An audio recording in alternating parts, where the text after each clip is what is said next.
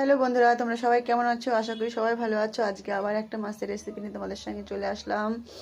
দেখো, এটাকে তো আমরা বলি ঠ্যাসা মাছ আর বড় চোখা মাছ। তোমরা কী নামে জানো সেটা অবশ্যই কমেন্টে জানাবে। মাছগুলোকে আমি আগে একটু ভেজে নিই। এই মাছগুলোর চোখগুলো যেহেতু অনেক বড় বড়, তাই এই মাছগুলোকে বড় চোখ মাছ বলা হয়। চোখগুলো কিন্তু এখন আমি ভাজার সময় খুব ফেটে উঠছে, চারিদিকে তেল ছড়াচ্ছে। তো আমি আগে মাথাগুলোই সব ভেজে নিচ্ছি।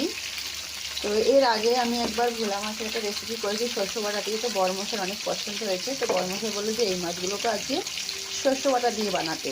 তাই আমি নিয়ে নিলাম কিছুটা সর্ষে। তো দেখো, আমি একটা মিক্সির জারে নিয়ে নিলাম কিছুটা কাঁচা লঙ্কা, সবুজ সবুজ কালো কালো, এক কুচি রসুন আর কিছুটা সর্ষে দিয়ে দিলাম একটু জল। পেস্টটা করতে একটু সুবিধে হবে। তো আমি পেস্টটা করে নিই, এদিকে মাছটাও ভাজা হয়ে যাবে। মাছগুলো কিন্তু একেবারে কুড়কুড়ে করে ভাজা হয়ে গেছে। এই মাছগুলো তুলে নেবো, বাকি মাছগুলোকে আমি এভাবে ভাজা করে নেবো। তো দেখো বন্ধুরা, মাছগুলো সমস্ত আমি ভেজে একটা থালায় তুলে নিয়েছি। এবার আমি রেসিপিটা তৈরি করি। দেখো, এখানে আমি বেশ কিছু শস্য, কাঁচা লঙ্কা, রসুনের পেস্টটা তৈরি করে নিয়েছিলাম। কড়াইটা তো পাল্টেই দিয়েছি, ওটাতে হবে না তাই। এবার আজকে আমি আর কিছু ফোড়নে দেবো না, আমি আজকে ডাইরেক্ট শস্য বাটাটা এর মধ্যে দিয়ে দিচ্ছি। আর দিয়ে দিচ্ছি স্বাদ অনুসারে লবণ। তোমরা স্বাদ অনুসারে লবণ দেবে। তোমরা এটা সরষের তেলেও রান্না করতে পারো, যেহেতু আমি রোজ সাদা তেলটাই ব্যবহার করি, তো তাই আমি সাদা তেল দিয়ে রান্না করছি। তোমরা সবাই সরষের তেলটা ব্যবহার করলে ওটা দিয়ে করতে পারো। এবার দিয়ে দিচ্ছি হাফ চামচ হলুদ গুঁড়ো। মশলাটাকে বেশ একটু ভেজে নেব। লঙ্কা এতে দেওয়াই আছে। আগে রেসিপিটার মতন আমি এর মধ্যে কাঁচা লঙ্কাটা গোটা ব্যবহার করবো পরে।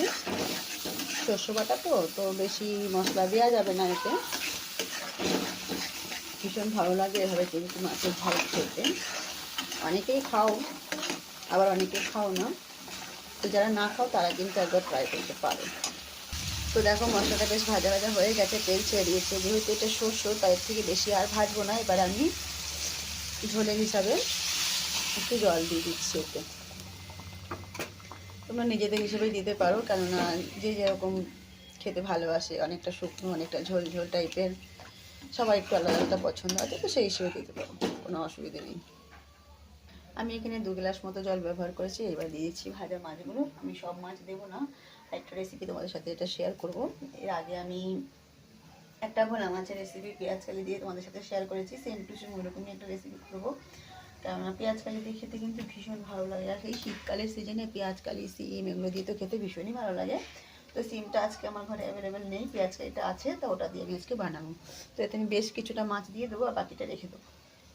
বেশ কিছুটা মাছ আমি দিয়ে দিয়েছি আর ঝোলটা বেশ ফুটে উঠেছে। এবার আমি দিয়ে দিচ্ছি বেশ কিছু কাঁচা লঙ্কা। কাঁচা লঙ্কা না হলে মাছটা কি আর ভালো লাগে খেতে বলো?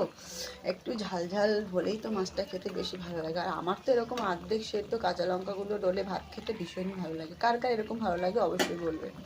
তো বন্ধুরা দেখো, আমার সর্ষে বাটা দিয়ে ফ্যাসা মাছের ঝাল ঝাল ঝোলটা বেশ কমপ্লিট হয়ে গেছে। বেশ টকবক টকবক করে ফুটে উঠছে। এবার আমি গ্যাসটা বন্ধ করে দিচ্ছি, কেননা ঝোলটা অনেকটা শুকিয়ে যায় পরে, ঠান্ডা হওয়ার পরে। কিছুটা তো মাছ টেনে নেয়, কিছুটা শস্য বাটার ঝোল এমনিতেই গাঢ় হয়ে যায়, তো আমি একটু পাতলা রাখলাম। তো তোমাদের কেমন লাগলো অবশ্যই বলবে। আর ভালো যদি লেগে থাকে একটা লাইক একটা শেয়ার করে দেবে। আমি গ্যাসটা বন্ধ করে দিচ্ছি, আবার পরের ভিডিওতে দেখা হবে তোমাদের সাথে। আমি আরেকটা রেসিপি করছি একটু পরেই, ওটা হচ্ছে পেঁয়াজ কালি দিয়ে এই মাছটারই ঝাল বানাবো, তো সেটাও তোমাদের সাথে অবশ্যই শেয়ার করবো। Tata, bye bye.